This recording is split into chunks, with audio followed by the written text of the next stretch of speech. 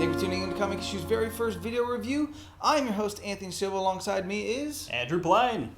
And it is only appropriate that our first video review be of Batman Year One, the new DC animated movie that is just released October 18th. And it kind of takes Batman from the very beginnings, from the, Year One. It's not just a clever name. But we also get to see Commissioner Gordon. Well, not Commissioner in this one. Lieutenant Gordon. Lieutenant, but he still has the stash. Giant mustache. Fucking The awesome appropriate stash. Gordon mustache. Yeah. Now, this is a story taken from Frank Miller and David Mazzucchelli's run on Batman in '87. It is a very different interpretation of the Batman origin. It's darker. It's essentially Sin City with Batman. Kind of more noir with it, and it has a very nice flair. I really like the noir kind of like Batman-y kind of thing, but you could definitely see the Frank Miller in it. Like, we have the hose and everything else in it. Catwoman is a prostitute. That she is. With cats, still. With tons of cats. Yes, a ridiculous amount of cats. And the cats seem to be like drawn to her. Just it's very bizarre. Kind of like Michelle Pfeiffer in Batman. Yeah. Well, like just cats just following her everywhere she goes. When she falls out of a window, I'm sure there'll be cats there to lick her wounds and give her cat powers. Break her fall. Yeah, or break her fall. Now, the story itself, as a brief synopsis, is, of course, Batman, it's his first year. He's just returned to Gotham, and it's him becoming Batman. It's taking on the persona and kind of taking on his first big quest as far as trying to take out the major crime families in Gotham. Absolutely. And yet it's also, to say, it's not really as much of a Batman movie as much as it is Commissioner Gordon's movie. Lieutenant Gordon. Recognize the rank. Recognize the rank. Is it mustache? Is that how we judge the rank? No, because he's got that same mustache. Okay. Well, anyways, it's Lieutenant Gordon and kind of his journey, too, because he's arriving in Gotham for the first time. This story is probably 60+% Lieutenant Gordon, and then Batman just the hint of a little spice on top with the little Catwoman cherry on top. There you go. That would make the Batman Year One Sunday if you were going to make it. Yeah. The animation has really kept up with the gold standard that DC has been making since essentially its beginning with Superman Doomsday. Staying in style with a lot of the original artists of the stories that these movies are coming from. They've got Michael Turner. We had Darwin Cook for The New Frontier. They've got McGinnis for Public Enemies, and now they have David Mazzucchelli doing the Batman Year One art. And it looked really good. It looks good. It's an excellent style. Very noir, as you mentioned before. Yeah, it has that kind of flair to it, but they still kind of take it in that animated direction. And what kind of seemed very present was it kind of has a homage to the old animated series that we knew. Like whenever they had the title cards for the month or whatever, it was in that font. So one thing that I really liked is the pauses on some of the panels that looked directly taken from the original artwork. Mm-hmm. And they pause them in such a manner that it really drives the emotion of that scene straight to the watcher. All the motion of the animation looks great. The fight scenes are awesome. The hand-to-hand combat are supremely well choreographed. They look great. I think my top-notch thing was Batman breaking dudes' arms, like real quick. It's every shot definitely looks like Batman is meticulously thought out the entire fight. Yeah, his fights were really thought out. You could see it in his kind of motions. Like, they were not. It wasn't like he just rushed in. There was no reaction for Batman. He knew where everybody was, and you can read it in the animation. So, big credit to the animation department for putting together another amazing looking action animated movie. Yeah, and Batman's not the only one that throws down. We also have Lieutenant Gordon really coming into his own. I mean, shit, he was showing a lot of strength in the character of Lieutenant Gordon himself. And the stash. Sorry. And the stash. I love his mustaches. You probably could tell with the facial hair.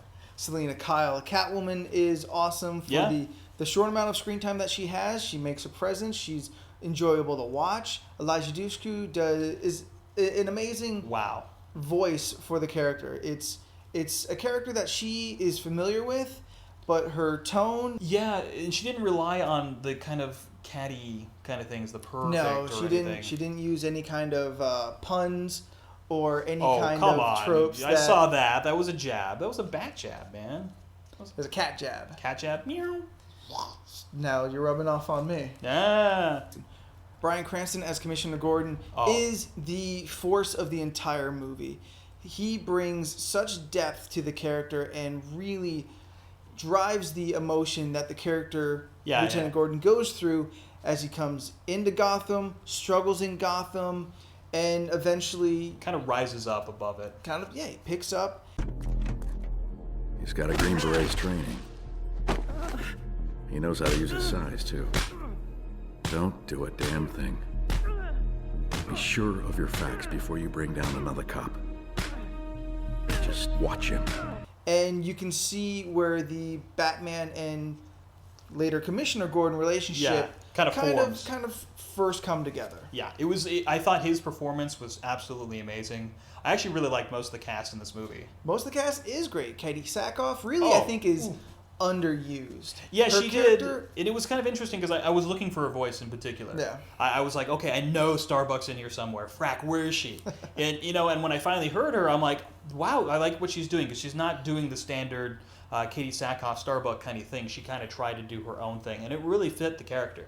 It is great. And just, I felt underused. The character only has so much time in the movie. Yeah. And she was doing so well, you just kind of wanted to see more of her. Mm-hmm. Unfortunately, the only downside, Yeah. Ben McKenzie as Bruce Wayne, as the narration for Batman, they're very kind of dry. He seems kind of detached from the emotion of Batman.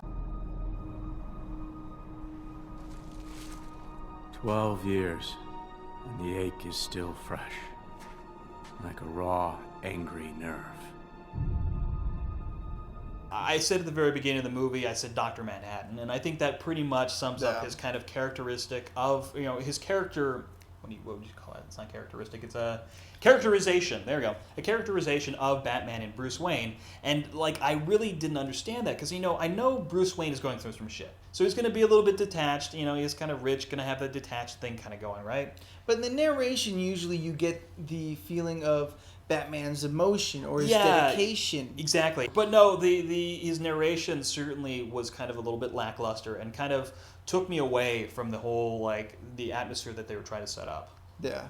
But perhaps the only real big flaw of the movie is simply he doesn't do terribly. Yeah. He just didn't grasp it and really is overshadowed by the rest of the cast. Yeah, that might be it too, because he had such strong actors and actresses elsewhere that his performance was the only one that's kind of seemed a little bit weak. The story itself is a good story with relatively maybe slow pacing. Yeah, the pacing was a little bit off, but what would we rate this movie? I'd say this movie's a solid B-, worth buying, especially if you've already been a fan of the DC animated movies, especially if you're a fan of the Frank Miller Year One. That is true. It's very Frank Miller. It's a fairly faithful adaptation of his Batman run back in '87. Yeah, and it's certainly, and when it comes to the DC animated films, I also will give this a B-. We definitely do not feel disappointed with Batman Year One. It certainly wasn't disappointing. It just wasn't their strongest. That's the kind of a fair assessment of this movie. I'd say probably going to round out number 5 in most people's lists. Yeah, that sounds appropriate. That's going to wrap it up for our very first video review of Batman Year One. Definitely enjoyable. And if you've enjoyed any of this, feel free to like us on Facebook, follow us on Twitter. Be sure to subscribe here on YouTube. Wait, no, we're going to do it on a shirt, remember? Subscribe here. Annotation right here. Annotation. Tap that. Tap that. And be sure to check in on our podcast every Wednesday at www.comic-issues.com. It's a lot of this, plus 2 more guys. Yeah, that's 4. Geeky topics all around. Oh, yeah. And we're going to have a very spooktacular episode. We're in the Halloween spirit, so we have Halloween editions of the podcast coming out for the rest of the month. Yeah, we're even going to have a Halloween costume contest going on. That's right. Be sure to check into the website for our Halloween costume contest, where we'll be picking 3, maybe 4 winners. Maybe 4, depending how many people like us and follow us on Twitter, And we've got some excellent prizes that you can find out at the website again, www.comic-issues.com. So, I am Anthony Silva. I'm Andrew Pline.